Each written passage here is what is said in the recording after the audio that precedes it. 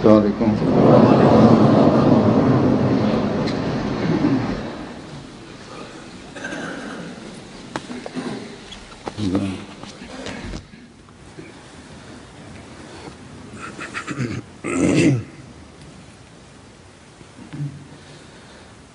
Allahu Akbar, Allahu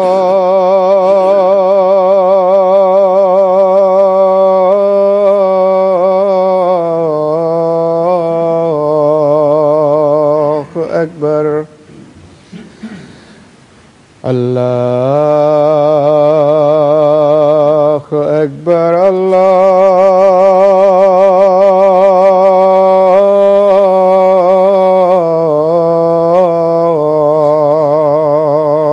Akbar. Asyhadu an la ilaha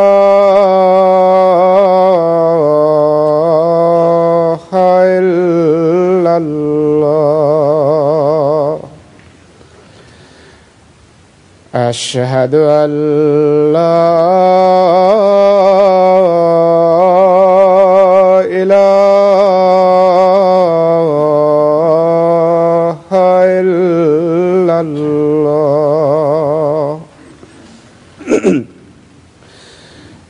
Asyhadu anna Muhammadar Rasulullah.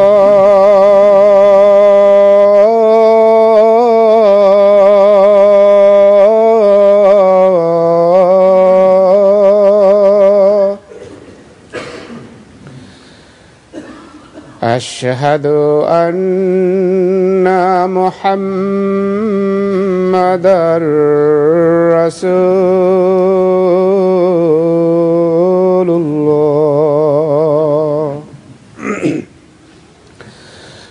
Hayya 'ala salah.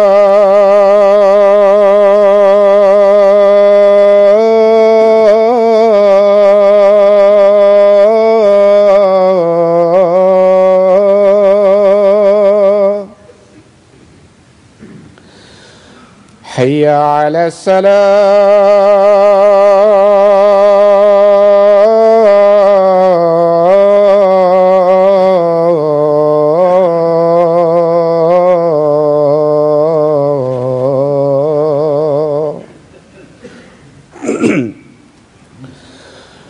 Hayya 'alal falah.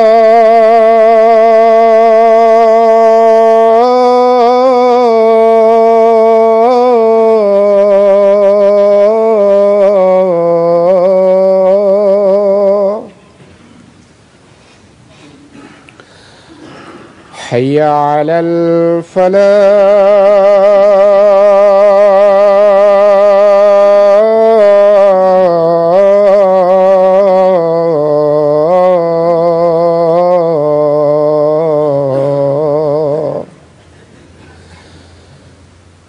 Allahu Akbar, Allahu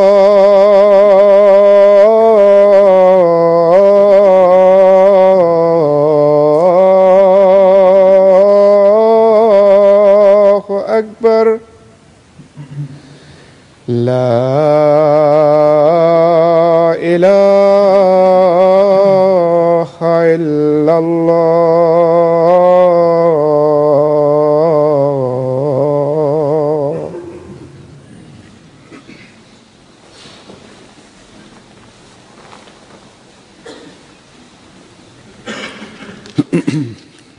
Assalamualaikum warahmatullah.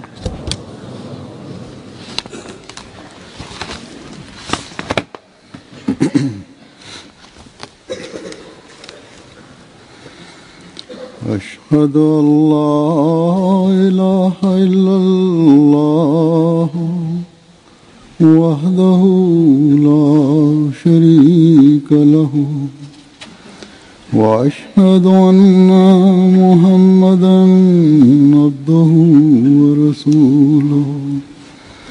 Amma أما بعد فأعوذ بالله من الشيطان الرجيم بسم الله الرحمن الرحيم الحمد لله رب العالمين الرحمن الرحيم مالك يوم الدين إياك نعبد وإياك نستعين اهدنا الصراط المستقيم صراط الذين أنعمت عليهم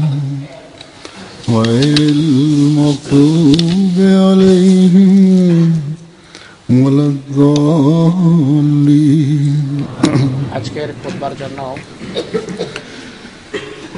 মুসলিম মত সংক্রান্ত आज के खुतबे के लिए भी मैं কোনো বিষয় নিয়ে पेश ভাবছিলাম। गोई मुस्लिम औरत के हवाले से कोई मौजूद सोच रहा था। আমার দৃষ্টি এদিকে গেল যে সচরাচর আমরা মুসলিম মত সংক্রান্ত ভবিষ্যৎবাণী নিয়ে থাকি, पेश गोई তার मुस्लिम ব্যাখ্যা औरत উপস্থাপন করি, বিভিন্ন उसकी वजाहत करते অবদান কর্মের কথা তুলে ধরি যা হযরত মুসলিম মত রাদিয়াল্লাহু আনহু করেছিলেন। हैं। जो मुस्लिम मुस्लिम औरत रज़ियल्लाहु अन्हु ने খোদা তাআলা তাকে যে ঐশী জ্ঞান अल्लाह ताला এবং ধীশক্তি, অন্তর্দৃষ্টি এবং বিচক্ষণতা দিয়েছিলেন, और फिरासत अता फरमाई। তার অনেক দিক उसके बहुत খেলাফতের পূর্বেও তার বিভিন্ন রচনা এবং खिलाफत से पहले भी বক্তৃতায় প্রতিফলিত হয়। याद জ্ঞান এবং তত্ত্বজ্ঞানে তা পরিপূর্ণ। তার বক্তৃতা, তার বই, তার বিভিন্ন প্রবন্ধ আনোয়ারুল উলুম নামে সংকলিত হয়েছে, ছাপা হয়েছে। এখন পর্যন্ত এর 23টি খণ্ড প্রকাশিত হয়েছে।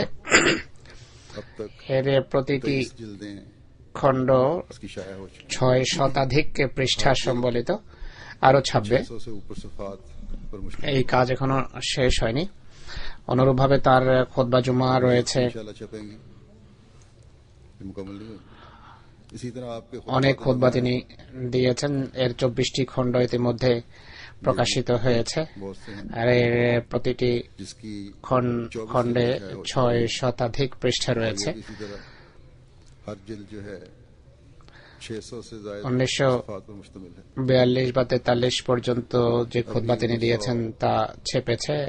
পরবর্তী খুতবাগুলো ছাপবে ইনশাআল্লাহ, আমি যেভাবে বলেছি। ফজলি ওমর ফাউন্ডেশন मजीद इंशाल्लाह छपेंगी जैसा कि मैंने कहा। তার কর্ম, তার কাজ, তার অবদান, খুতবাত, তার রচনা এবং বক্তৃতা को সংকলনের জন্য এবং তা প্রসারের জন্য প্রতিষ্ঠিত হয়েছে। তা এই সমস্ত বক্তৃতা करने के लिए এবং फैलाने के लिए बनाई गई थी। বিভিন্ন প্রবন্ধের অনুবাদও বিভিন্ন ভাষায় করাছে। ইংরেজিতে मुख्तलिफ जुबानों में करवा रही है।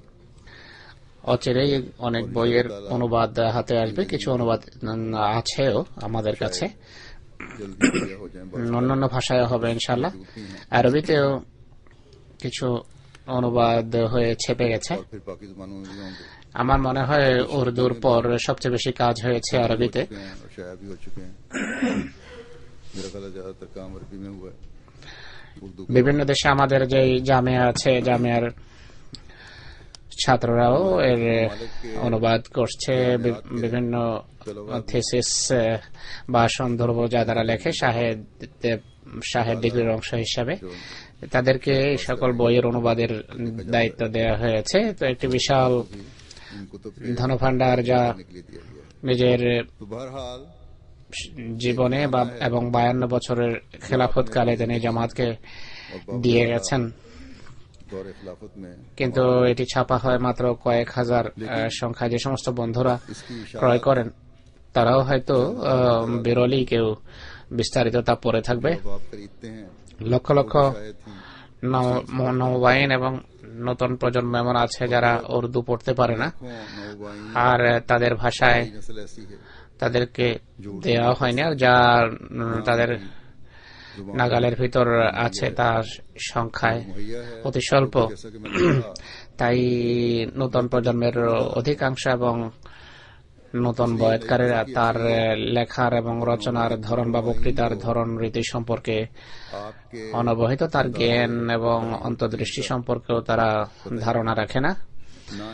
বরং আমার বয়সের মানুষ যারা জন্মগত আহমদী বা আমার তুলনা যারা বয়সে কয়েক বছর বড়, তারাও তার বক্তৃতার ধরন এবং তার রচনা সম্পর্কে পুরোপুরি ধারণা রাখে না।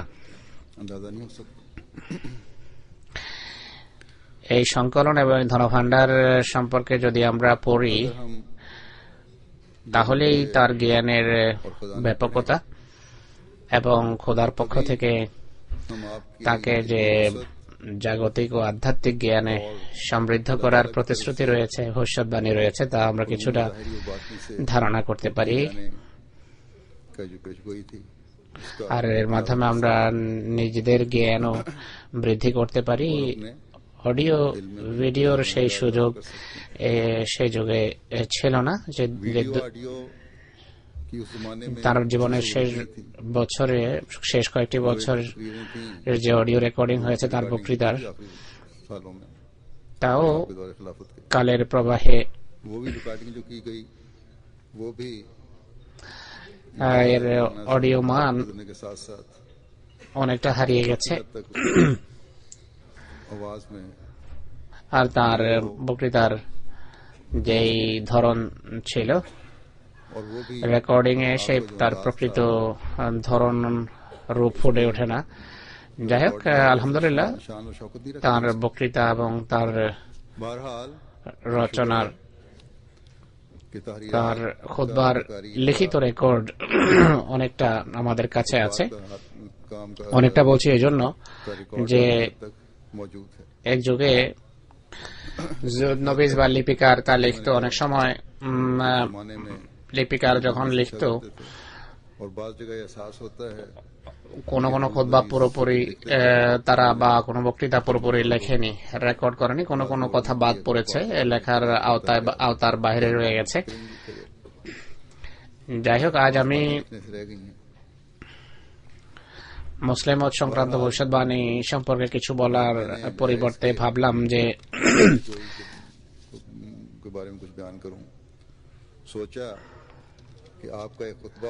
তার একটি খুতবা তার ভাষায় সময়ের ভেতর যতটা বর্ণনা করা যায় তুলে ধরবো। যে খুতবা আমি বেছে নিয়েছি এটিও দোয়ার রীতি এবং আল্লাহর সত্তায় দৃঢ় বিশ্বাস, আর এই বিশ্বাস যে তিনি সর্বশক্তির আধার এবং তিনি যা চান তাই করতে পারেন, এই বিষয় সম্বলিত খুতবা এটি মুসলিম মহোদয়ের। এই বিষয়টি আমি নির্বাচন করেছি এই জন্য যে আজও যদি আমরা অলৌকিক ফলাফল এবং নিদর্শন দেখতে চাই, তাহলে এই বিষয়ের পুরো জ্ঞান, অন্তর্দৃষ্টি এবং বুৎপত্তি থাকা এবং এর উপর আমল থাকা চাই। এটি 1942 সনের 10 এপ্রিলের খুতবা সূচনা এভাবে করেছেন তিনি। আমি অব্যাহতভাবে বন্ধুদের দোয়ার প্রতি মনোযোগ আকর্ষণ করে আসছি। এখন বন্ধুদের পক্ষ থেকে যে সমস্ত চিরকুট এবং চিঠি আসে তা থেকে বোঝা যায় যে জামাতের একটি অংশে বর্তমান যুগের ফিতনার বিরুদ্ধে দোয়ার চেতনা বা সচেতনতা দেখা যায়, কিন্তু এক অংশের দোয়ার সচেতনতা যথেষ্ট নয়। এখানে আমি কথাটি স্পষ্ট করতে চাই যে আজও একই পরিস্থিতি। আমার বারবার বলা সত্ত্বেও, দোয়ার প্রতি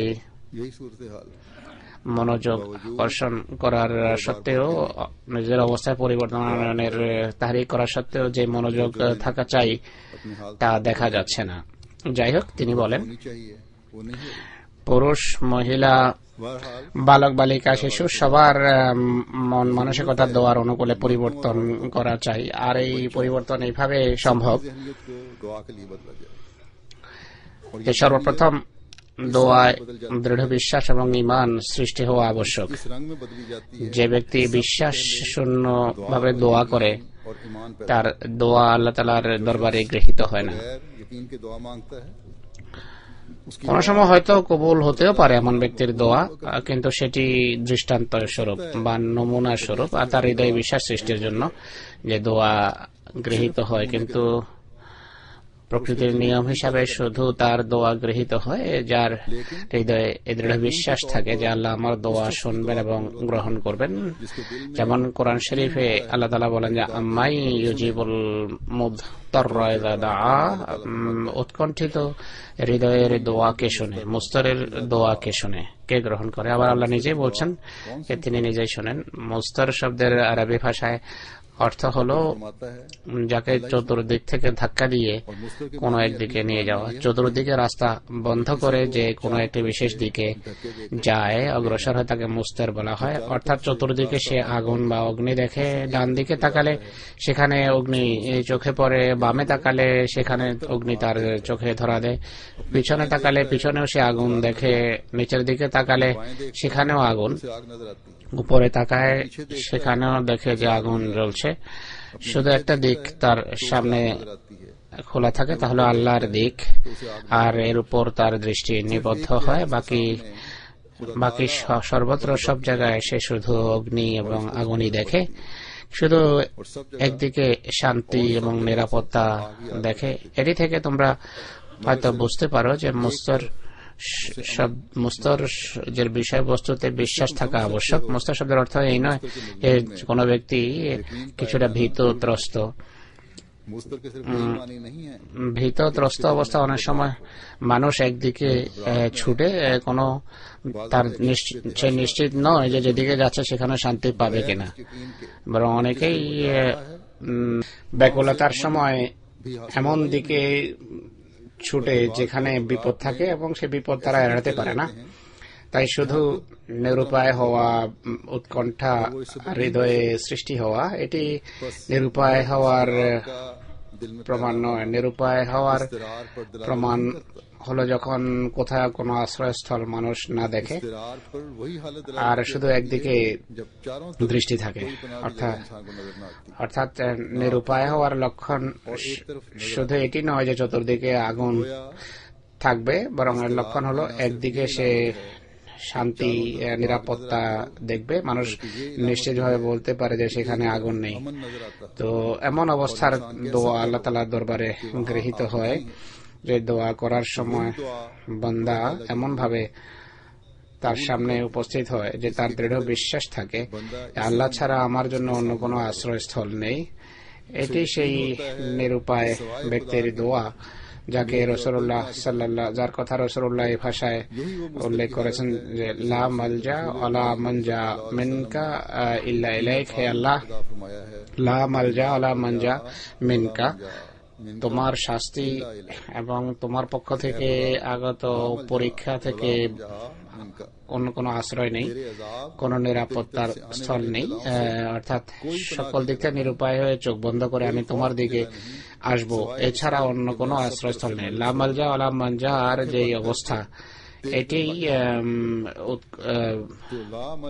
নিরুপায় ব্যক্তির প্রকৃত অবস্থা। এই যে আল্লাহ যে বলেছেন আম্মাই ইউজিবুল মুস্তাররা ইযা দাআ,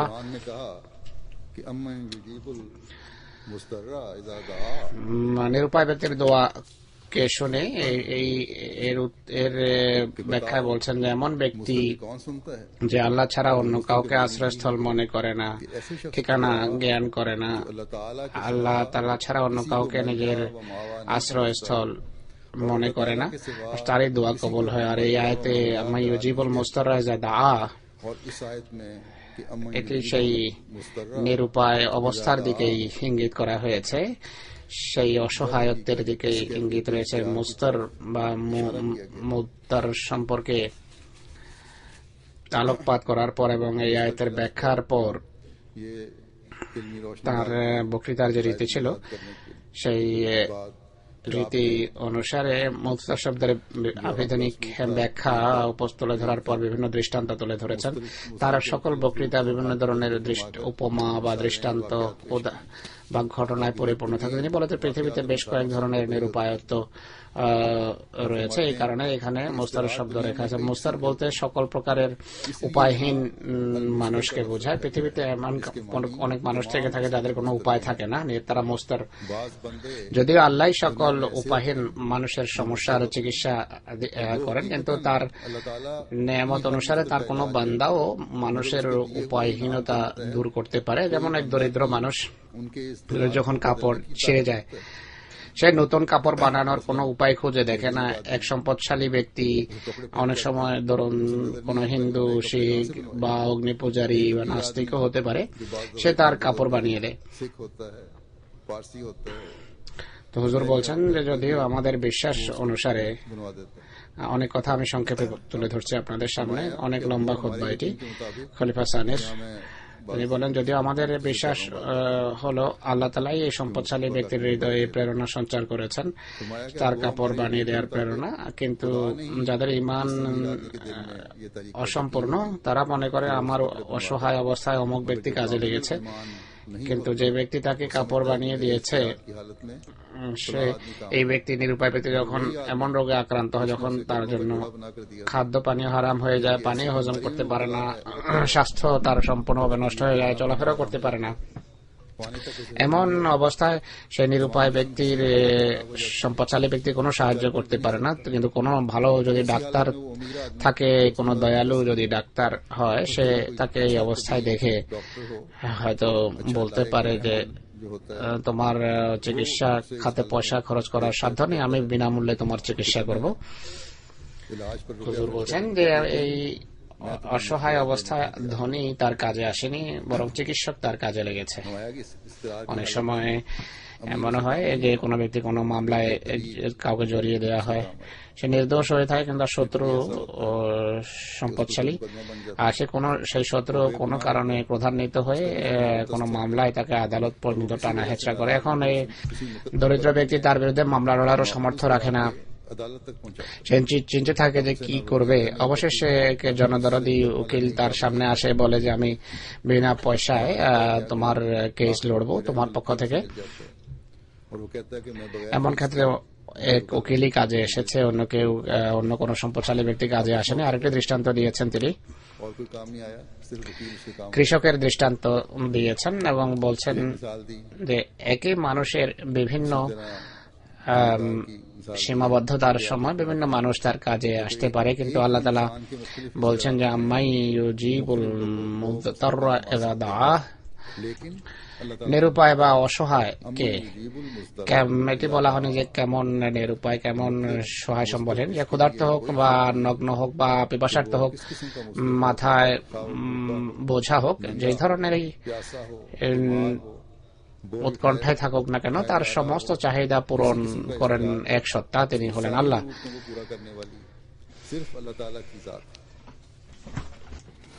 তিনি আরো বলছেন, খুতবার কিছু অংশ বাদ দিচ্ছি, সকল প্রকারের নিরুপায় মানুষের চাহিদা পূরণ করতে পারেন একমাত্র আল্লাহ। মানুষের উপায়হীনতার সহস্র রূপ থাকে, এমন সব ক্ষেত্রে কোনো বাদশা অনেক সময় কোনো কাজে আসে না। দৃষ্টান্ত এক ব্যক্তি মারাত্মকভাবে অসুস্থ, বাদশার ধনভাণ্ডার সেখানে কোনো কাজে আসবে না, বাদশার সেনাবাহিনী তার কোনো কাজে আসবে না, বাদশার কোনো নৈকট্য কাজে আসবে না। শুধু আল্লাহ তাআলাই তার কাজে আসতে পারেন, যিনি সকল রোগ ব্যাধি দূর করার পুরো শক্তি রাখেন। বা কোন জঙ্গল অতিক্রমকারী ব্যক্তির উপর যদি কোন সিংহ বা নেকড়ে হঠাৎ করে আক্রমণ করে, বাদশার যতই প্রিয় হোক না কেন বা বাদশার ছেলেই হোক না কেন, সে বাদশাহ সেখানে তার কি কাজে আসতে পারে। তিনি আরো বলছেন, জঙ্গলে কোনো ব্যক্তি একাকিত্বে যখন সফর করে, তখন সিংহ বা নেকড়ে যদি সামনে এসে যায়, এমন ক্ষেত্রে আল্লাহ তাআলার পবিত্র সত্তাই কাজে আসে, কোনো মানুষ কাজে লাগে না। তো যতক্ষণ মানুষের মাঝে দৃঢ় বিশ্বাস সৃষ্টি না হবে যে সকল প্রকারের উৎকণ্ঠার সময় আল্লাহ তাআলাই কাজে আসেন, ততক্ষণ সেই ব্যক্তিকে মুস্তর বা নিরুপায় বা অসহায় বলা যেতে পারে না।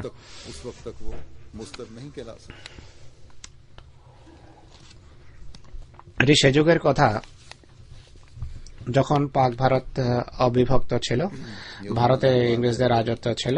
তার একটি দৃষ্টান্ত দিতে গিয়ে इंडिया पाकिस्तान তিনি বলেন যে ইংরেজদের और बरतानिया के অধীনে ভারতে অনেক ভীরু বা ভীতু জাতি বসবাস করে। ইংরেজ তাদেরকে সাহসী করতে পারেনি, শুধু এতটাই বলেছে তাদেরকে সেনাবাহিনীতে ভর্তি করা যাবে না। मगर अंग्रेज उनको তাদের উন্নতির ব্যবস্থা না করে তাদেরকে পুনরায় ভেরুতার গর্তেই তারা ফেলে দেয়, যেখানে তারা পূর্বেই পতিত ছিল। কিন্তু আল্লাহর পবিত্র সত্তাকে দেখো, তার সাথে যারা সম্পর্ক রাখে এই কারণে অনেক বড় বড় ভীতু জাতি সৎসাহসী হয়ে যায়, অনেক বিশৃঙ্খল জাতি সুশৃঙ্খল হয়ে যায়। তিনি বলেন আল্লাহ যে সমস্ত জাতিকে উন্নতি দেন তাদের অবস্থা তিনি পাল্টে বদলে দেন, তাদের হৃদয় সম্পূর্ণভাবে বদলে যায়, তাদের দুর্বলতা এবং ভীরুতা দূর হয়ে যায়, তাদের মাঝে এমন শক্তি সৃষ্টি হয় যে মানুষ হতভম্ব হয়ে যায়। মুসলমানদের দৃষ্টান্ত তিনি দিয়েছেন যে মুসলমানদেরকে দেখো, আরব এমন একটি দেশ ছিল যে দেশের অধিবাসীরা কোন এক বাচ্চার অধীনস্থ হিসেবে জীবনযাপন করা বা রীতিমতো কোন সিস্টেম বা ব্যবস্থাপনার অধীনে জীবনযাপন করা সহ্যই করতে না, বরং গোত্রের সর্দার মানুষের পরামর্শ নিয়ে কাজ করতে, আর প্রত্যেক গোত্র নিজ জায়গায় স্বাধীন গণ্য হতো। কিন্তু আজকের ক্ষুদ্রাতে ক্ষুদ্র কোন রাষ্ট্রের সমানও তাদের শক্তি ছিল না। কোন গোত্রের জনসংখ্যা ছিল 1000, কোন গোত্রের জনসংখ্যা ছিল 2000, কোন গোত্রের মোট জনসংখ্যা ছিল 3000। মক্কার জনসংখ্যা তখন মাত্র 10-15 হাজার ছিল। বেশ কিছু গোত্রের সমন্বয় ছিল, কোন ব্যবস্থাপনা ছিল না, কোন ধনভাণ্ডার ছিল না, কোন সৈন্যবাহিনী ছিল না, এমন কোন বিভাগ ছিল না যার অধীনে রীতিমতো সেনাবাহিনী রাখা যেত বা সৈন্য ভর্তি করা সম্ভব হতো। এক কথা এমন এক জাতি ছিল যারা সম্পূর্ণভাবে লাগামহীন, কোন সঠিক রীতিনীতি বা ব্যবস্থাপনা সিস্টেম তাদের মাঝে ছিল না। এমন অবস্থায় হযরত মুহাম্মদ রাসূলুল্লাহ সাল্লাল্লাহু আলাইহি ওয়াসাল্লামকে আল্লাহ তাআলা প্রেরণ করেছেন, কিন্তু খুব অল্প সংখ্যক মানুষই তার উপর ঈমান এনেছে। গবেষকদের দৃষ্টিতে পুরো মক্কার জীবনে যারা মক্কায় ইসলাম গ্রহণ করেছিল তাদের সংখ্যা 100 এর কাছাকাছি দ্বারা এই স্বল্প সংখ্যক মানুষ মুহাম্মদ রাসূলুল্লাহর উপর ঈমান আনে। মক্কার মানুষ জাগতিক দৃষ্টিকোণ থেকে অত্যন্ত দুর্বল ছিল, কোনো শক্তি ছিল না, তুচ্ছ ছিল। যদিও যুদ্ধাঙ্গদেহী ছিল তারা, তাদের ক্ষমতা ছিল গোত্রগত দিক থেকে, কিন্তু জাগতিক তেমন কোনো গুরুত্ব ছিল না। তারপর এই দুর্বলদের ভিতর থেকে এমন মানুষ ইসলাম গ্রহণ করেছে যারা মক্কাবাসীদের দৃষ্টিতে বড় তুচ্ছ এবং দুর্বল গণ্য হতো, কিন্তু আল্লাহ তাদের হৃদয় দেখো কত বড় বীরত্ব সৃষ্টি করেছেন। আর বিশৃঙ্খলার জায়গায় কত সুন্দর শৃঙ্খলা দেখবেন আপনি তাদের মাঝে। এই মক্কাবাসী আরবের অধিবাসীরা যারা কারো কথা মানার সহ্য করত না, অর্থাৎ আনুগত্য, যা পৃথিবীতে সভ্য জাতির বৈশিষ্ট্য, তাদের দৃষ্টিতে বড় লাঞ্ছনার ব্যাপার ছিল। এটি বড় অসম্মানকর ব্যাপার কারো আনুগত্য করা। আরবের একটি পুরনো দৃষ্টান্ত তুলে ধরতে গিয়ে তিনি বলেন যে দেখো, আরবি সাহিত্যে লেখা আছে আরবের এক বাদশাহ আমর বিন হিন্দ, সে সিরিয়া এবং ইরাকের পথে একটি এলাকায় রাজত্ব প্রতিষ্ঠা করে, আর আরবের দৃষ্টিকোণ থেকে এত শক্তিশালী হয়ে ওঠে যে সে ভাবা আরম্ভ করলো যে পুরো আরব আমার কথা মানে। একদিন রাজন্যবর্গকে বা দরবারীদেরকে সে জিজ্ঞেস করে, আরবে এমন কোন ব্যক্তি আছে কি যে আমার কথা অস্বীকার করতে পারে? সে বলল, আমর বিন কুলসুম নামে এক ব্যক্তি আছে যে নিজ গোত্রের সর্দার। আমাদের দৃষ্টিতে সে এমন ব্যক্তি যে আপনার এতাত বা আনুগত্য করবে না। সে বলল যে ঠিক আছে, আমি এর সত্যাসত্য যাচাইয়ের জন্য তাকে ডাকছি। বাদশা আমর বিন কুলসুমকে আমন্ত্রণ জানায়, তাকে চিঠি লেখে যে আপনি আসুন, আপনার সাথে সাক্ষাতের বাসনা হচ্ছে। সে আমর বিন কুলসুম গোত্রের কিছু লোক নিয়ে চলে আসে, যেভাবে আরবদের রীতি ছিল।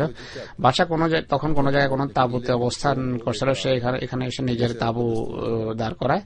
সে বাদশা আমর বিন কুলসুমকে এটিও লিখেছিল যে নিজের মা এবং অন্যান্য আত্মীয় স্বজনকে নিয়ে আসবেন। সে তার অনুসারে নিজের মাকে নিয়ে আসে। আমর বিন হিন্দ তার মাকে বলল, বাদশাহ তার মাকে বলল যে কাজ করতে করতে আমর বিন মায়ের হাতে কোনো কাজ করিয়ে দেখবেন, তখন বোঝা যাবে যে এদের আসল অবস্থা কি। যখন খাবার খেতে বসেছে আরবের রীতি অনুসারে, যে বাদশাহ ছিল তার মা খাবার বিতরণ করা আরম্ভ করে। ছেলের জন্য এবং আমর বিন কুলসুমের उसकी माँ खुद खाना बताने में बैठ गई। আমর বিন কুলসুমের জন্য বাচ্চার মা আমর বিন কুলসুম এবং অন্যদের কাজ করছিল। की वालदा এমন সময়ে उस वक्त अमलन আমর বিন কুলসুমের अजीजों का काम कर रही थी। बादशाह মায়ের কোনো কাজে সাহায্য করা মোটেই তার অসম্মানের কারণ হওয়া সম্ভব ছিল না, কারণ বাচ্চার মাও কাজ করছিল। काम में हाथ बटा বাচ্চার মা যেখানে কাজ করছিল সেই কাজে আমর বিন কুলসুমের মায়ের সাহায্য করা क्योंकि जब তার সম্মানের পরিপন্থী হতে পারত না। কিন্তু ঘটনা কি ঘটেছে দেখুন, খাবার বিতরণের সময় একটা থালা দূরে পড়েছিল। আমর বিন হিন্দের মা খাবার বিতরণ করতে গিয়ে বলল যে एक थाल कुछ फासले पर पड़ा था। যে বোন এই থালটা আমার দিকে একটু বাড়িয়ে দেন। बताते बताते उसे कहने এর বেশি কাজ নেওয়ার সাহস হয়নি, কাজ করার সাহস হয়নি। কিন্তু ইতিহাসে লেখা আছে যে আমর বিন কুলসুমের মাকে, काम करने আরব গোত্রের সেই প্রেসিডেন্টের মাকে যখন বাচ্চার মা कुलसूम की এই কথা বলল, আমর কুলসুমের মা দাঁড়িয়ে যায় এবং হইচই আরম্ভ করে যে ইবনে কুলসুম তোমার মায়ের অসম্মান হয়েছে। আমর বিন কুলসুম বাচ্চার সাথে খাবার খাচ্ছিল তখন, আর माँ की हद तक हो गई। अमर बिन कुलसूम उस वक्त আর এই কারণে তরবারি একদিকে ঝুলিয়ে রেখেছিল। কিন্তু মায়ের আওয়াজ শুনতেই সে মাকে গিয়ে কথা জিজ্ঞেস করেনি যে কি অসম্মান হয়েছে। সে দাঁড়িয়ে যায় উত্তেজিত ভাবে এবং এদিক সেদিক তাকাতে থাকে। তাবুতে বাচ্চার তরবারি ঝুলছিল। সে ছুটে গিয়ে তরবারি খাপ থেকে বের করে বাচ্চাকে হত্যা করে আর বাইরে বেরিয়ে নিজের গোত্রবাসীদেরকে বলে যে বাচ্চার সকল ধন সম্পদ নিয়ে চলো, তো লুটে নাও। তো আরবরা কারো আনুগত্য সহ্য করতে পারত না। কিন্তু একই আরবকে আমরা দেখি যে হযরত মুহাম্মদ রাসূলুল্লাহ সাল্লাল্লাহু আলাইহি সাল্লামের যুগে খোদা তাআলা কিভাবে তাদের হৃদয়কে বদলে দিয়েছেন। একই আরবের মধ্য থেকে একজন বুদ্ধিমান বিবেকবান জাতির সম্মানিত ব্যক্তি শিক্ষিত আব্দুল্লাহ বিন মাসউদ গলি অতিক্রম করছিলেন। হযরত মুহাম্মদ রাসূলুল্লাহ সাল্লাল্লাহু আলাইহি সাল্লাম ওয়াজ এবং নসিহত করছিলেন, বক্তৃতা করছিলেন। তিনি সেই বক্তৃতা শোনার জন্য মসজিদে যাচ্ছিলেন।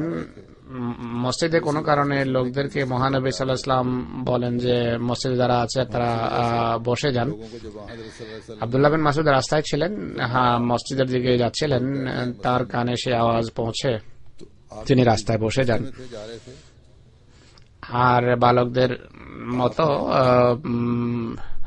তিনি হামাগুড়ি দিয়ে মসজিদের দিকে অগ্রসর হতে থাকে। কোন এক বন্ধু পার দিয়ে যাচ্ছিলেন।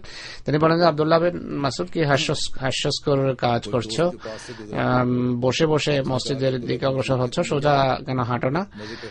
তিনি বলেন যে আসল কথা হলো মুহাম্মদ রাসূলুল্লাহ সাল্লাল্লাহু আলাইহি ওয়াসাল্লামের আওয়াজ আমার কর্ণকুহরে পৌঁছেছে, আমি যে বসে যাও। আমি ভাবলাম যে জানি না মসজিদে যখন পৌঁছবো তখন জীবিত থাকবো কিনা, কোথায় আমার জীবনের সমাপ্তি মুহাম্মদ রাসূলুল্লাহর অবাধ্য হিসাবে যেন না হয়, তাই আমি এখানেই বসে গেছি।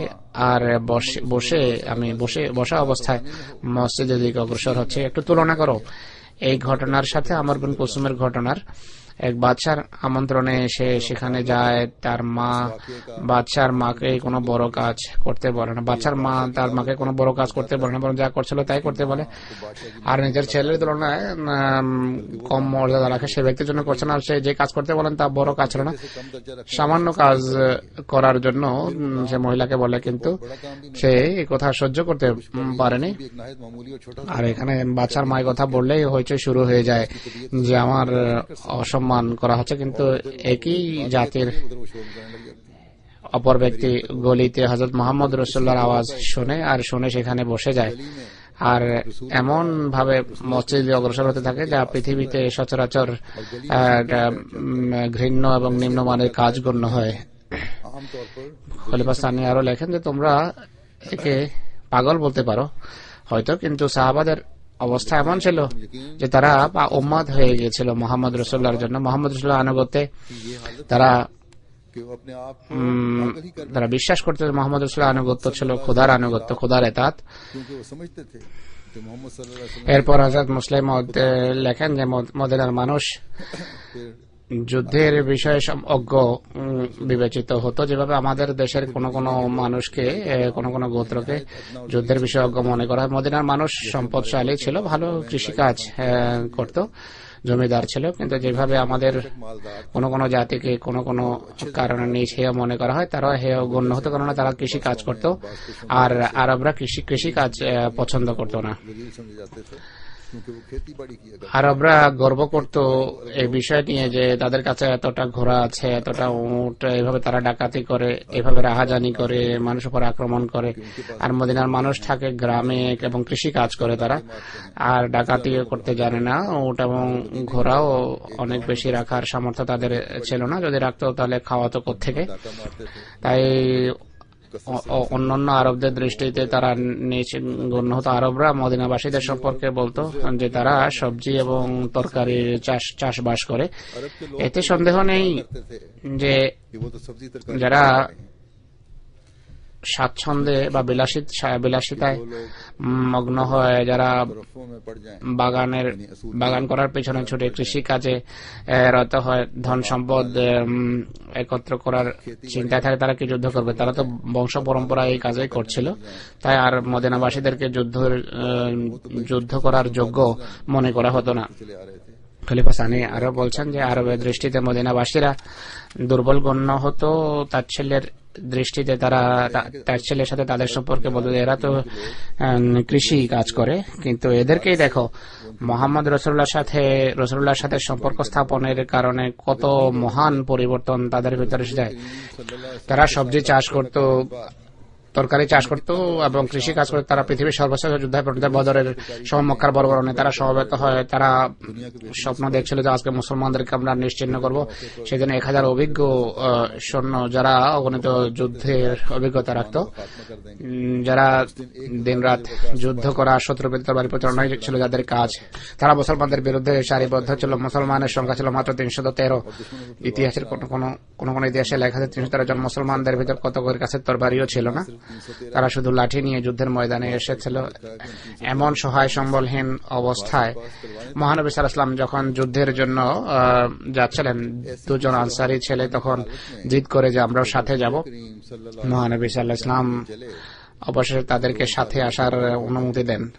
হযরত আব্দুর রহমান বিন আওফ, যিনি অত্যন্ত বীর এবং সাহসী আর অভিজ্ঞ যোদ্ধা ছিলেন, যিনি বলেন আমাদের হৃদয়ের উৎসাহ উদ্দীপনার মাত্রা অনুমান করা সেদিন কারোর জন্য সম্ভব ছিল না। আমরা মনে করতাম যে আল্লাহ আমাদেরকে আজকে যুদ্ধ করার অনুমতি দিয়েছেন, আমরা মক্কাবাসীদের কাছ থেকে জুলুম ও অত্যাচারের প্রতিশোধ নেব যা তারা আমাদের উপর করেছে।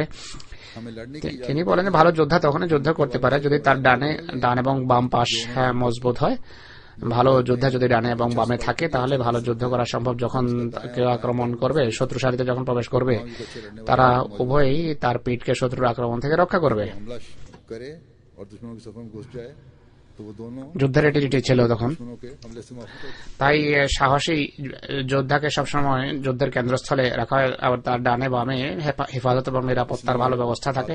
শত্রুর সারি বিদীর্ণ করে সে যখন অগ্রসর হয় তখন তাদের পিছনে যেন কেউ আক্রমণ করতে না পারে, এটি তাদের দায়িত্ব থাকে। আব্দুর রহমান বিন আওফ বলেন আমি এই দৃষ্টিকোণ থেকে আমার ডানে এবং বামে তাকালাম যে আমার ডানে এবং বামে কে আছে। তিনি বলেন আমার যখন দৃষ্টি পড়লো আমি দেখলাম সেই দুই আনসারী ছেলে, কিশোর 15 বছর যাদের বয়স, আমার ডানে এবং বামে রয়েছে। প্রথমত এরা মদিনা নিবাসী। এই কথা মাথায় আসতেই আমার মনোবল হারিয়ে যেতে থাকে যে মদিনার মানুষ যুদ্ধের কৌশল সম্পর্কে কিছু জানতো না, আর এদের বয়স ছিল 15 বছর। এরা 15 বছরের কিশোরের আমার কি হেফাজত করবে? আজকে আমার হৃদয়ের যে উৎসাহ তার হৃদয় থেকে যাবে। আমি আক্ষেপের বহির প্রকাশ ঘটাতে পারবো না। সারাংশ তুলে ধরছি।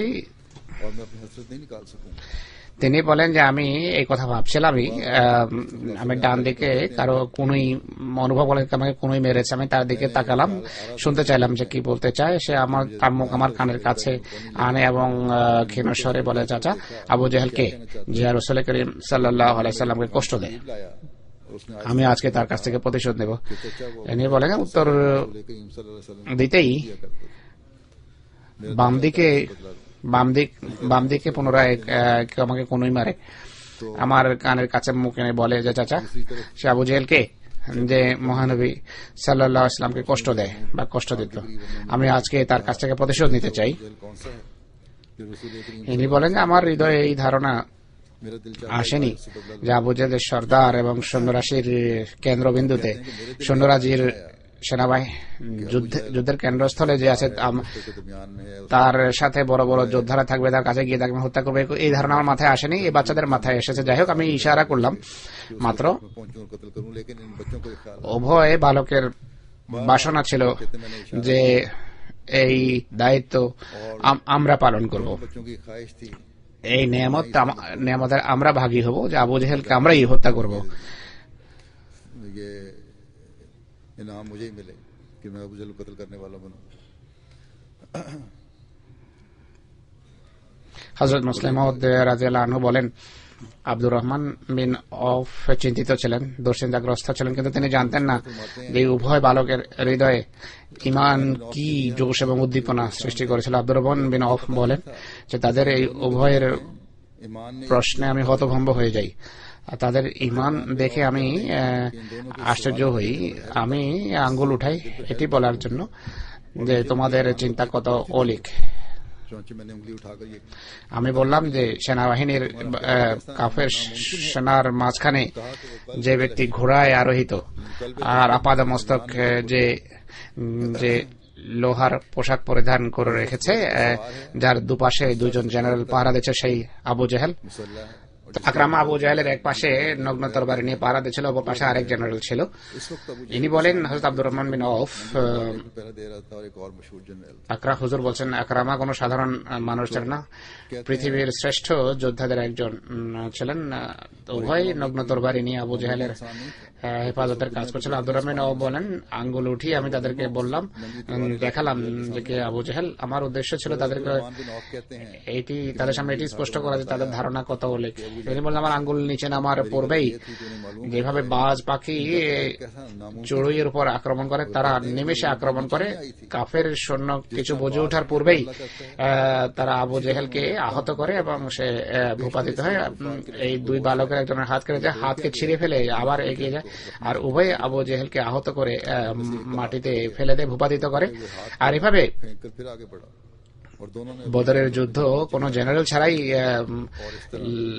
লড়া হয়েছে, বদরের যুদ্ধ হয়েছে কোন জেনারেল ছাড়াই। খলিফা সানি রাদিয়াল্লাহু আনহু বলেন যে দেখো, সে জাতি যাদেরকে হেয় মনে করা হতো, যাদেরকে যুদ্ধের যোগ্য মনেই করা হতো না, মুহাম্মদ সাল্লাল্লাহু আলাইহি ওয়াসাল্লামের পবিত্র সত্তায় ঈমানের কারণে তাদের ভিতর কত পরিবর্তন এসে যায়। আবু জেহেল যখন মারা যায়, এই আক্ষেপ নিয়ে মারা যায় যে মদিনার দুই বালক আমাকে হত্যা করেছে। সে বলে যে মৃত্যুর পরও আমি করি না, যুদ্ধে মারাই যায়। আমার আক্ষেপ শুধু এই জন্য যে মদিনার দুই ছেলে আমাকে হত্যা করেছে। তো এবং মানুষ যাদেরকে আরবরা শূন্যই মনে করতো না, মুহাম্মদ রাসূলুল্লাহর উপর যখন ঈমান আনে, সেই খোদা যার হাতে মানুষের হৃদয়, যিনি যার হাতে সবার নিয়ন্ত্রণ, তিনি দুর্বলকে শক্তিশালী করার, তিনি তাদেরকে এমন সাহসী করে তোলেন যে এক অভিজ্ঞ জেনারেল যেই কাজকে অসম্ভব মনে করত, আল্লাহ তাআলা সেই কাজ সেই জাতির দুই বালকের হাতে সাধন করেছেন। এছাড়া আরব জাতি অত্যন্ত আত্মাভিমানী ছিল, আত্মাভিমানের জন্য সবকিছু উৎসর্গ করতে প্রস্তুত হয়ে যেত। তো দেখুন আল্লাহ তাআলা কিভাবে তাদের হৃদয়কে পরিবর্তন করেছেন। মিথ্যা আত্মাভিমান সম্পূর্ণভাবে তাদের হারিয়ে যায়। তিনি এখানে একটি ঘটনা বর্ণনা করেন। সে ব্যক্তির ঘটনা যে এক মেয়েকে বিয়ে করার বাসনা রাখতো, মেয়ের পিতার কাছে যায়, বলে যে মেয়ে দেখতে এসেছি। সেই মেয়ের পিতা বলে যে না, আমি মেয়ে দেখাতে পারবো না। মহানবী সাল্লাল্লাহু আলাইহি ওয়াসাল্লামের কাছে সেই সাহাবী যান এবং বলে যে আল্লাহর রাসূল, এক মেয়েকে আমি বিয়ে করতে চাই, কিন্তু মেয়ের পিতা মেয়ে দেখাতে চায় না। মহানবী সাল্লাল্লাহু আলাইহি ওয়াসাল্লাম বলেন যে সে ভুল করছে, মেয়ে দেখানো উচিত তার। সে ব্যক্তি পুনরায় তার কাছে যান এবং বলেন, তুমি পূর্বে বলেছ মেয়ে দেখাবে না, আমি এই বিষয়ে রাসূলুল্লাহ সাল্লাল্লাহু আলাইহি ওয়াসাল্লামকে জিজ্ঞেস করেছি। তিনি সাল্লাল্লাহু আলাইহি ওয়াসাল্লাম বলেন যে বিয়ের সময় মেয়েকে দেখা বৈধ। পিতা বলে যে বৈধ হবে, কিন্তু আমি তোমাকে মেয়ে দেখাবো না, তুমি ভুল করেছো, অন্য কোনো জায়গায় তালাশ করো। মেয়ে ভিতর থেকে কথাগুলো শুনছিলেন, এই বাইরের আলোচনা শুনতেই তাৎক্ষণিকভাবে বাইরে বেরিয়ে আসেন এবং বলেন যে হে আমার আব্বা, আপনি কি বলছেন?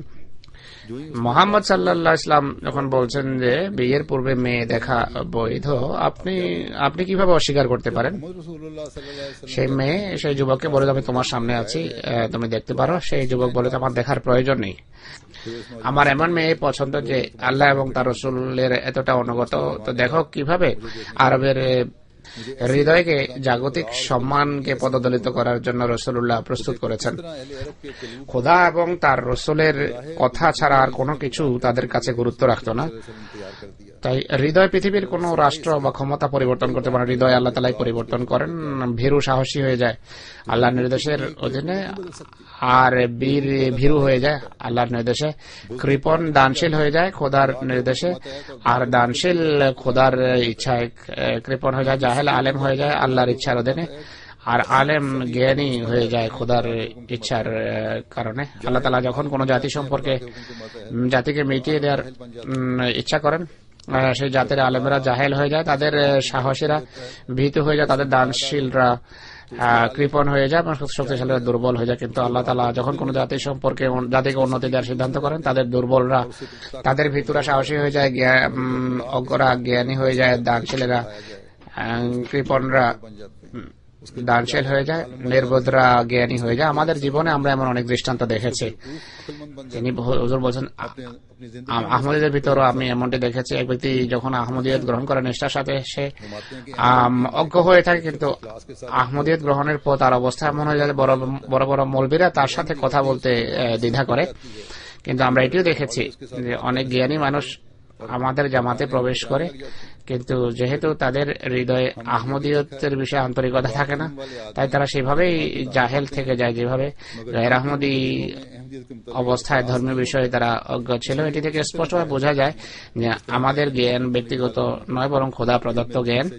আমাদের বীরত্ব আমাদের নিজেদের নয়, বরং খোদা প্রদত্ত। আমাদের ত্যাগ আমাদের নিজস্ব নয়, বরং আল্লাহর দেয়া তৌফিকেরই ফলাফল। যদি খোদা প্রদত্ত বীরত্ব না হতো, যদি খোদা প্রদত্ত জ্ঞান না হতো, যদি তা খোদা প্রদত্ত সৎসাহস না হতো, তাহলে এর নিষ্ঠার সাথে কি সম্পর্ক? তাহলে তো এটি অভ্যাস, পরিশ্রম, ব্যক্তিগত সংগ্রাম এবং প্রচেষ্টার সাথে তার সম্পর্ক থাকতো। অথচ আমরা দেখি এই দুনিয়ার মানুষ যারা জাগতিক দৃষ্টিকোণ থেকে কোনো বিষয়ে অজ্ঞ, এই বিষয়ে অজ্ঞ, কিন্তু যেহেতু তাদের হৃদয়ে নিষ্ঠা এবং আন্তরিকতা থাকে, তাই আল্লাহ তাআলা ফজল করেন। এরপর একটি দৃষ্টান্ত দিয়েছেন, সারাংশ তুলে ধরছি। পীরা নামে এক ব্যক্তি ছিল, যে হযরত মসিহ মাউদের সেবক ছিল।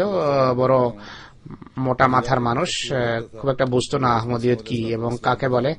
মসিহ মাউদের সাথে ব্যক্তিগত তার সম্পর্ক ছিল। তার পিতামাতা তাকে ছেড়ে যায় অসুস্থতার সময় চিকিৎসার জন্য।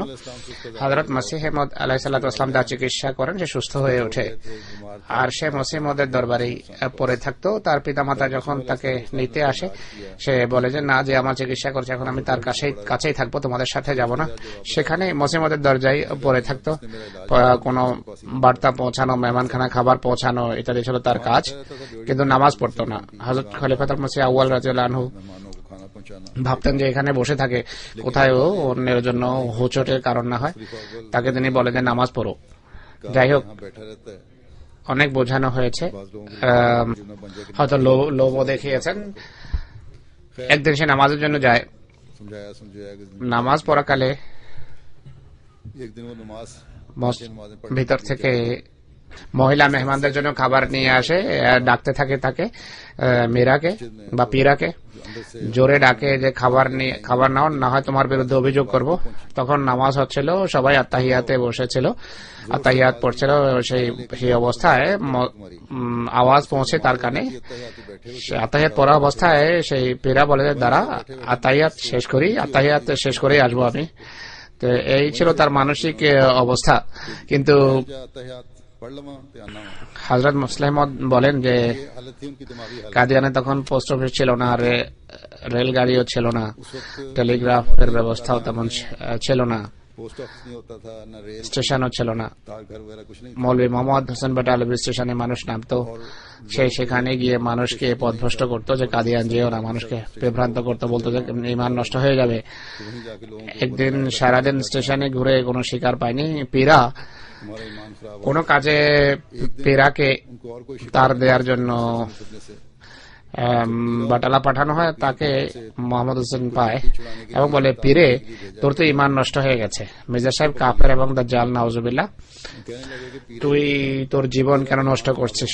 তার অনুসরণ করে পীরা কথা শুনতে থাকে এবং এরপর মোহাম্মদ হোসেন বেটালভি সব কথা শেষ করে পীরাকে জিজ্ঞেস করে যে আমার কথাগুলো কেমন। পীরা বলল, মৌলভী সাহেব, আমি তো অশিক্ষিত জাহেল, আমার কোনো জ্ঞান নেই এবং আমি এসব বিষয় বুঝিও না, কিন্তু একটি কথা আমি বুঝি, তা হলো আমি বছরের পর বছর এখানে জিনিসপত্র নেওয়ার জন্য বা টেলিগ্রাম দেওয়ার জন্য আসি, আর সবসময় দেখি যে আপনি সবসময় স্টেশনে এসে মানুষের কাদিয়ান যেতে বারণ করেন। আজ পর্যন্ত এই চেষ্টায় আপনার কত জুতা ক্ষয় হয়ে গেছে, কিন্তু মৌলভী সাহেব আপনার কথা তারপরেও কেউ শোনে না। অপরদিকে মির্জা সাহেব কাদিয়ানে বসে আছেন, কিন্তু তা সত্ত্বেও মানুষ তার দিকে চুম্বকের মতো আকৃষ্ট হচ্ছে। তো দেখো কত ব্যাপার আছে। তো দেখুন কত সূক্ষ্ম এবং কত সঠিক উত্তর দিয়েছেন। কোনো যুক্তি জানতেন না, কোনো প্রমাণ উপস্থাপন করতে পারতেন না, কিন্তু এক আন্তরিক সহজাত উত্তর ছিল যা আল্লাহ তাআলা তাকে বুঝিয়েছেন, যা তিনি মোহাম্মদ হোসেন বেটালভিকে শুনিয়েছেন।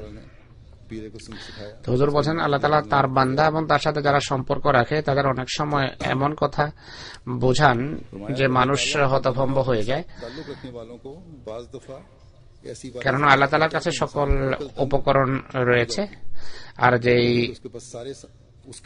বস্তুর ঘাটতি থাকে তা তার কাছে আছে, বিবেক বুদ্ধি কম থাকলে তা তার কাছে আছে, সাহসিকতার অভাব থাকলে তা তার কাছে আছে, দানশীলতার অভাব থাকলে তার কাছে আছে, স্বাস্থ্য না থাকলে তিনি স্বাস্থ্য দেন, সম্মানের ঘাটতি থাকলে আল্লাহর কাছে সেই সম্মান আছে, সম্পদের ঘাটতি থাকলে আল্লাহর কাছে সম্পদ আছে, বস্তু সবকিছুর ভান্ডার তার কাছে রয়েছে, আর তিনি নিজ বান্দাদেরকে সেই ভান্ডার থেকে এমন ভাবে অংশ দেন যে মানুষ আশ্চর্য হয়ে যায়, হতভম্ব হয়ে যায়।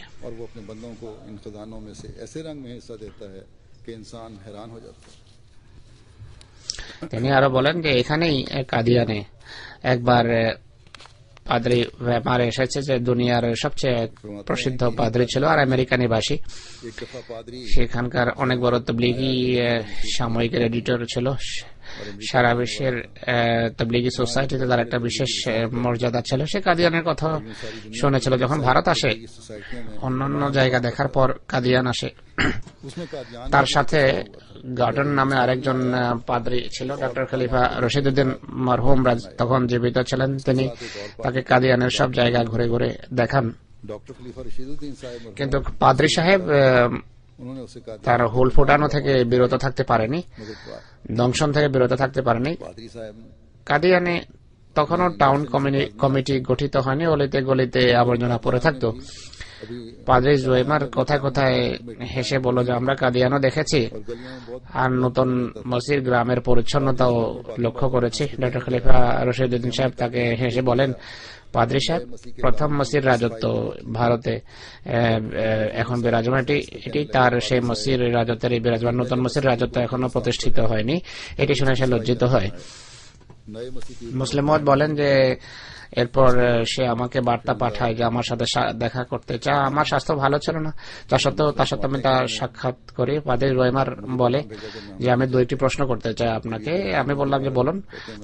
সে বলল যে পুনর্জন্ম এবং জন্মান্তরবাদ সম্পর্কে ইসলাম কি বলে, ইসলাম কি কথা এটি মানে নাকি অস্বীকার করে। প্রশ্ন করতেই তাৎক্ষণিকভাবে আল্লাহ তাআলা আমার হৃদয়ে এই প্রেরণা সঞ্চার করেন যে তার প্রশ্নের উদ্দেশ্য হলো, তোমরা যে মসিহে মউদকে ঈসা আলাইহিস সালামের প্রতিচ্ছবি এবং বুরুজ বলে থাকো, এর অর্থ কি এটি যে ঈসা আলাইহিস সালামের রূহ তার আত্মা একাকার হয়ে গেছে? যদি এটি মানো তাহলে এটি তো পুনর্জন্ম এবং জন্মান্তরবাদ শিক্ষা, এটি তো কোরআনের শিক্ষার বিরোধী কথা বলছে। আমি বললাম যে পাদ্রী সাহেব ভুল করেছেন, আমরা এই কথা মনে করি না যে মির্জা সাহেবের মাঝে মসিহ নাসিরের রূহ প্রবেশ করেছে, বরং আমরা তাকে ঈসা আলাইহিস সালামের মসিহ এই অর্থে বলি যে ঈসা আলাইহিস সালামের আখলাক এবং আধ্যাত্মিকতার রঙে রঙিন হয়ে তিনি এসেছেন।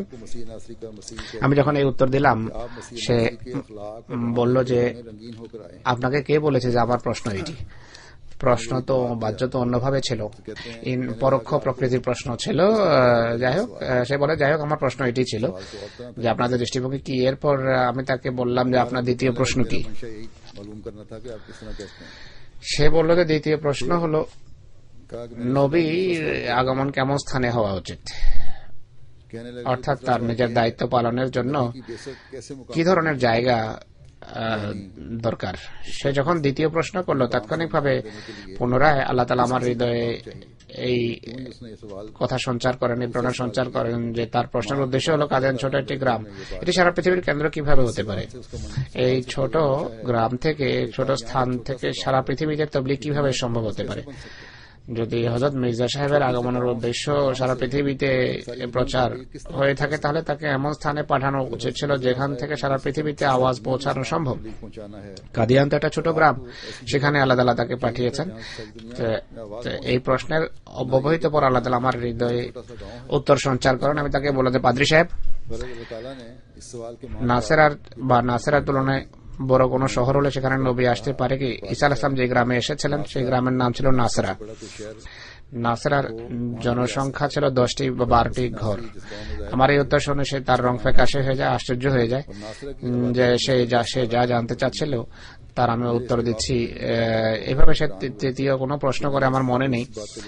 তিনি বলেন যে সে মোট 3টি প্রশ্ন করে, আর 3 প্রশ্ন সম্পর্কে আল্লাহ তাআলা প্রশ্নের পূর্বেই আল্লাহ তাআলা আমাকে অবহিত করেন যে তার প্রশ্নের পিছনে মূল উদ্দেশ্য কি।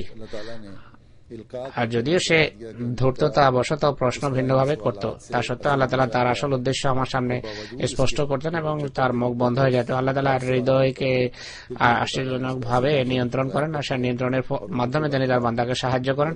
আর এই নিয়ন্ত্রণ শুধু আল্লাহ তাআলার হাতেই থেকে থাকে, বান্দার নিয়ন্ত্রণে নয়। তিনি আরো বলেন যে একবার এক তর্কবাগীশ মোল্লা মসজিদে আমার সাথে সাক্ষাৎ করে বলে যে, মির্জা সাহেবের সত্যতার কোনো প্রমাণ দেন আমাকে। আমি বললাম যে কোরআন তো আছে, পুরো কোরআনই হযরত মির্জা সাহেবের সত্যতার প্রমাণ। এ বলে যে কোন আয়াত? আমি বললাম যে কোরআনের প্রত্যেক আয়াত মির্জা সাহেবের সত্যতার প্রমাণ রাখে নিজের মাঝে। এটি সত্য কথা যে কোরআনের সব আয়াত কোনো না কোনো ভাবে নবীর ক্ষেত্রে প্রযোজ্য হতে পারে, কিন্তু কোন কোন আয়াত এমন আছে যাকে বোঝা এবং বলা যে এটি এইভাবে নবীর সত্যতার প্রমাণ নিজের মাঝে রাখে, তা আসলে বোঝানো অত্যন্ত কঠিন। দৃষ্টান্তস্বরূপ কোন আয়াতে যুদ্ধের ঘটনা যদি থাকে, এর মাধ্যমে নবীর সত্যতা প্রমাণ করা যায়, কিন্তু এটি এমন আয়াত হয়ে থাকে যা সাধারণ মানুষের বোধ বুদ্ধির বাহিরে থেকে থাকে। কিন্তু আমার তখন দৃঢ় বিশ্বাস ছিল যে আল্লাহ তাআলা তার মুখ থেকে সেই আয়াত বের করবেন যে আয়াত থেকে অত্যন্ত স্পষ্টভাবে মুসলিমদের সত্যতা প্রমাণ করা সম্ভব। যাই হোক, সে অবশেষে একটি আয়াত পড়ে যে ওয়ামিনান নাস মা ইয়াকুলু আমান্না বিল্লাহি ওয়া বিল ইয়াউমিল আখির ওয়া মা হুম বিমুমিনিন। আমি বুঝতে পেরেছি যে এটি খোদার ইচ্ছা হয়েছে, আল্লাহ তাআলাই তার মুখ থেকে এই আয়াত বের করিয়েছেন। আমি তাকে বললাম যে এই আয়াত কাদের সম্পর্কে এসেছে, মুসলমানদের সম্পর্কে নাকি অমুসলিমদের জন্য? তার প্রশ্ন ছিল যে মুসলমান যখন প্রথমে এসে প্রশ্ন করে, মুসলমান যখন নামাজ পড়ে, রোজা রাখে, হজ করে, খোদা এবং তার রাসূলের উপর ঈমান আনে, তাদের জন্য কোন নবীর আগমনের দরকার কি? সে যখন এই আয়াত পড়ে, আমি তাকে জিজ্ঞেস করলাম এই আয়াত কাদের সম্পর্কে নাযিল হয়েছে? সে বলে যে মুসলমানদের জন্য। আমি বললাম যে এই আয়াত বলে যে মুসলমানদের ভিতর কিছু মানুষ নষ্ট হয়ে যায় যারা মৌখিকভাবে মোমেন হওয়ার দাবি করে, কিন্তু প্রকৃতপক্ষে তারা মোমেন নয়। আর কোরআন বলে যে শুধু মোমেন হওয়ার দাবি করা যথেষ্ট নয়, যতক্ষণ পর্যন্ত মানুষ কর্মের মাধ্যমে ঈমানের সাক্ষ্য না রাখবে। আপনি নিজেই বলুন যে মুসলমান যদি নষ্ট হয়ে যেতে পারে, তাহলে খোদা কি তাদের সংশোধনের জন্য কাউকে পাঠাবেন না? খলিফা সানি বলছেন যে কাউকে আশ্বস্ত করা আল্লাহর নিয়ন্ত্রণে, কিন্তু এই কথা শুনে সে চুপ হয়ে যায়। আমি কিছুটা ছেড়ে দিয়ে বলছি, আল্লাহ তাআলার পক্ষ থেকে সবকিছু আসে, মানবীয় শক্তি কিছুই করতে পারে না। স্মরণ রেখো, যতক্ষণ পর্যন্ত অসহায়ের মতো দোয়া না করা হবে, অর্থাৎ দৃঢ় বিশ্বাসের দোয়া না করা হবে যে পৃথিবীর সকল চাহিদা পূরণকারী সত্তা হলেন একমাত্র আল্লাহ, ততক্ষণ দোয়া গৃহীত হয় না। পৃথিবীতে অবশ্যই এমন মানুষ আছে যারা খোদা তাদেরকে যা দিয়েছে তা থেকে দেয়, কিন্তু তারা মানুষকে শুধু কাপড়ে দিতে পারে। এমন মানুষও আছে পৃথিবীতে নিঃসন্দেহে যারা খোদার দেয়া বস্তু থেকে দেয়, কিন্তু তারা মানুষকে হয়তো শুধু ঘরে দিতে পারে।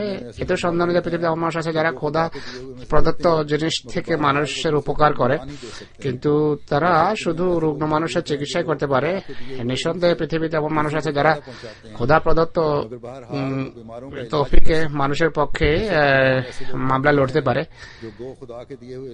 কোন ফিস না নিয়ে মামলা লড়তে পারে, কিন্তু পৃথিবীতে এমন কোন মানুষ আপনি দেখবেন না যার হাতে এই সমস্ত শক্তি থাকবে। কোন মানুষ এমন নেই যার হাতে হৃদয়ে পরিবর্তনের শক্তি থাকবে। কোন মানুষ এমন নেই যে মানুষের আবেগগত পরিবর্তন আনতে পারে। এটি শুধু আল্লাহ তাআলার পবিত্র নিয়ন্ত্রণেই সবকিছু রয়েছে, যিনি হৃদয় এবং হৃদয়ের গভীরতম প্রদেশের আবেগ অনুভূতিকে পরিবর্তনের শক্তি রাখেন। যতক্ষণ পর্যন্ত বেকুল হয়ে নিরুপায়ের মতো দোয়া না করবে, সকল প্রকারের নৈরাশ্যের পর আল্লাহর উপর দৃঢ় বিশ্বাস দোয়া করা না হবে, ততক্ষণ দোয়া গৃহীত হয় না।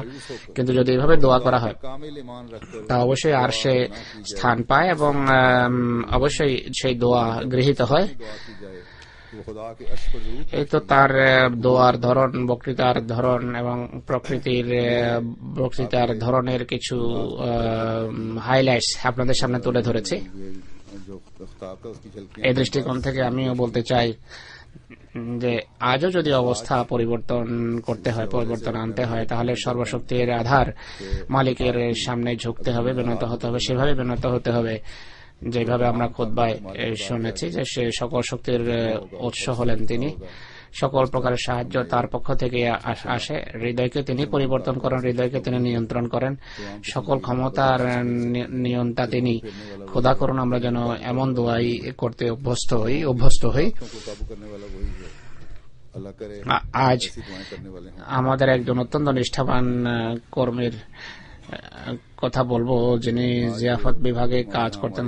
জার্মানিতেও দীর্ঘদিন তিনি কাজ করেছেন। জিয়াফতের জনাব আজিম সাহেব, ধারণা ছিল 2-3 দিন পূর্বে তিনি ইন্তেকাল করেছেন। ইন্না লিল্লাহি ওয়া ইন্না ইলাইহি রাজিউন। এখানে তার জানাজা হাজির হওয়ার কথা ছিল, কিন্তু সার্টিফিকেট ইত্যাদি এখনো হস্তগত হয়নি, তাই জানাজা পড়ানো সম্ভব হচ্ছে না। আল্লাহ তার পদমর্যাদা উন্নীত করুন। 2-1 দিন পর্যন্ত ইনশাআল্লাহ ফজর মসজিদে তার গায়ে মানা জানাজা হবে। 1-2 दिन तक जनाजा इंशाल्लाह हो जाएगा मस्जिद फजल में।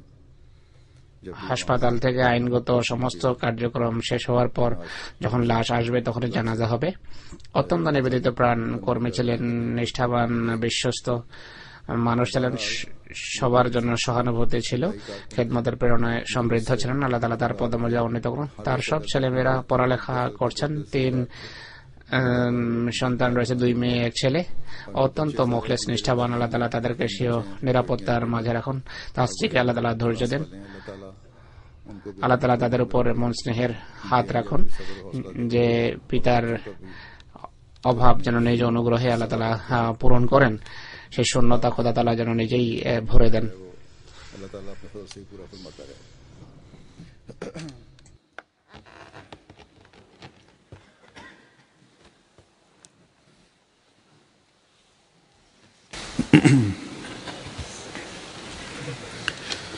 الحمد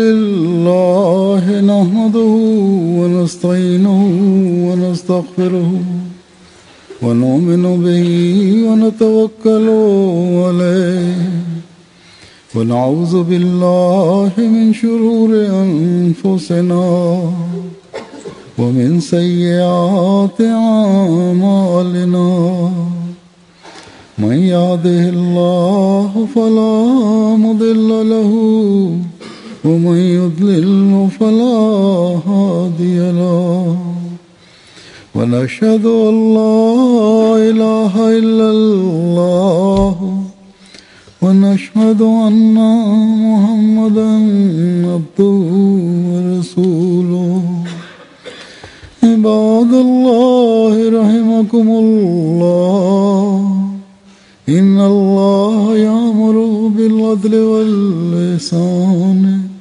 وإيتاء ذي القربى وينهى عن الفحشاء والمنكر والبغي يعظكم لعلكم تذكرون اذكروا الله يذكركم وادعوه يستجب لكم ولذكر الله أكبر.